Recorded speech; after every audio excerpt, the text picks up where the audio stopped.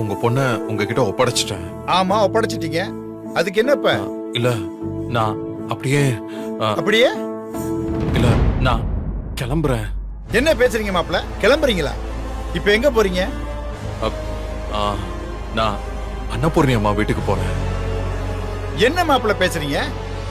இங்க இவ்வளவு பெரிய மாளிகை இருக்கு, நீங்க எங்க கூட்டத்தோட கூட்டமா ஒண்டிக்க போறேன்னு சொல்றீங்க?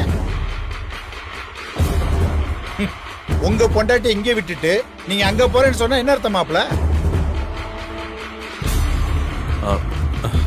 இல்ல நான் போகணும். தப்பு மாப்ள. நீங்களும் ராஜா மாதிரி வாழ்ந்த ஆளுதான். அந்த ராஜேஸ்வரி சதி பண்ணி உங்களை ஒண்ணு இல்லாம ஆக்கிட்டா. இப்போ ஒண்ணு கெட்டு போகல. நான் உங்க சார்பா களம் இறங்கிட்டேன்னு வச்சுக்கங்க, அவளை இருக்கிற இடம் தெரியாம நான் ஆக்கிடுவேன். இல்ல விடுங்க, அவளை பத்தி நம்ம எதுவும் பேச வேணாம்.